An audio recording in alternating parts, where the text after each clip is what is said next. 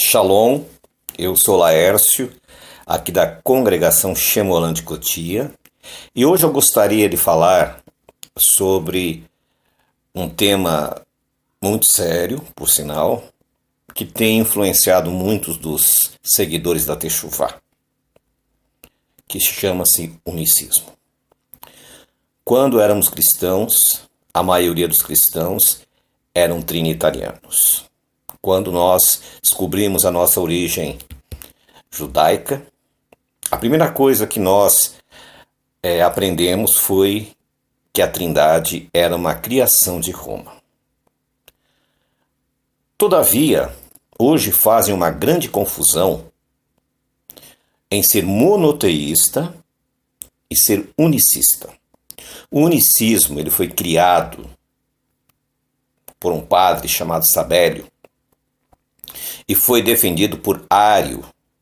No Concílio de Nicéia, no ano 325, você pode pesquisar no Google e você vai encontrar esse tema, onde a Trindade de Atanásio e o unicismo de Ário foram temas discutidos.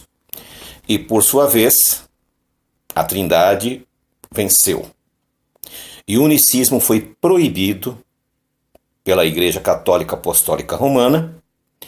Ário foi exilado numa ilha e o unicismo foi banido. Não poderiam mais tocar nesse assunto, é um assunto herético. Agora, com o surgimento da Techuvá, alguns pregadores, pessoas inclusive de muita inteligência, pessoas capacitadas, eles estão trazendo de volta esta doutrina perniciosa, porque na nossa visão, o unicismo, ele é até pior do que a Trindade. A Trindade fala de três deuses distintos, Deus Pai, Deus Filho e Deus Espírito Santo. O unicismo, ao contrário, diz que Jesus é o próprio Deus e o próprio Espírito Santo. É uma coisa tão estranha que nos leva a imaginar que, se fosse uma realidade, todo o plano da salvação seria uma farsa. Teria Yeshua orado para ele mesmo? Teria Yeshua pedido para ele mesmo passar o cálice? Teria Yeshua pedido aos seus discípulos: orem ao Pai em meu nome?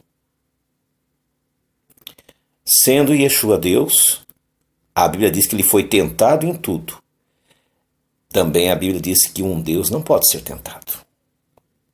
Um Deus não pode morrer.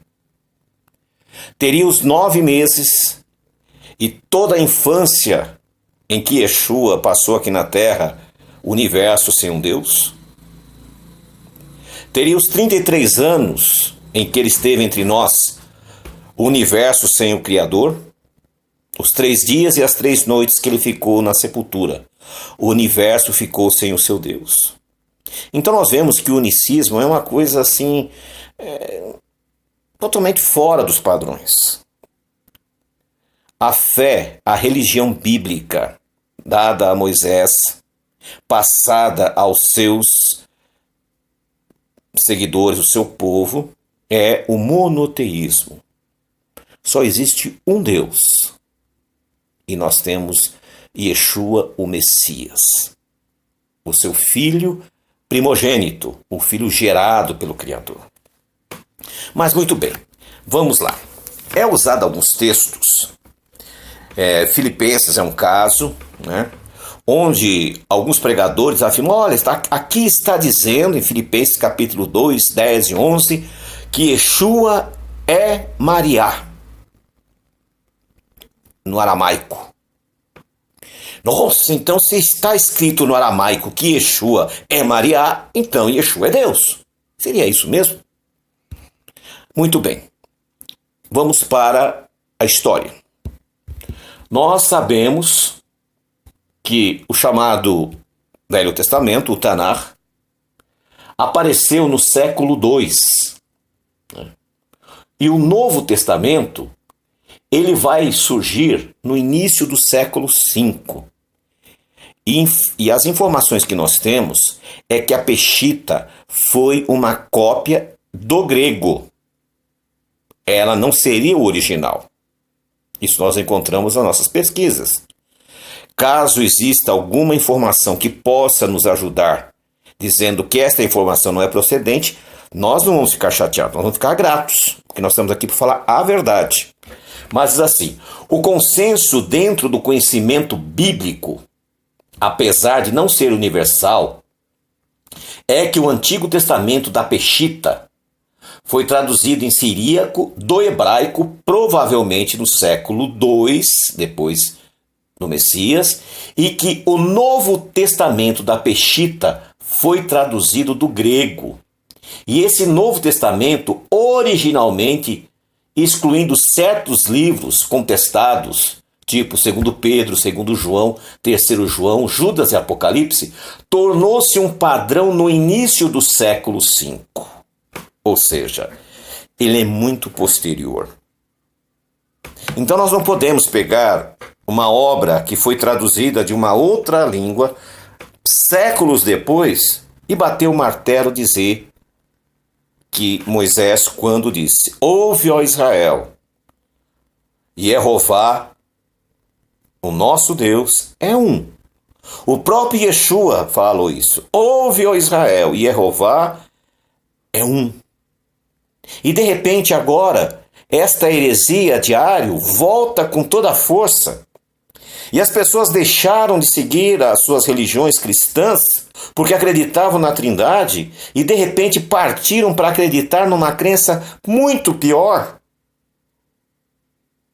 Voltemos para as Escrituras Sagradas.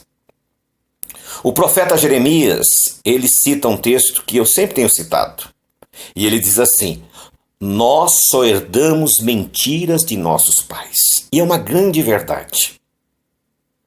Quanto mais nós pesquisamos, quanto mais nós nos aprofundamos, nós percebemos que não há solidificação, não há solidez nos ensinos que têm se apresentado. Na Peshita aramaica, esta era a expressão usada para Deus, Mariá. O termo aramaico para Senhor vem de Mara, que significa Senhor ou Mestre.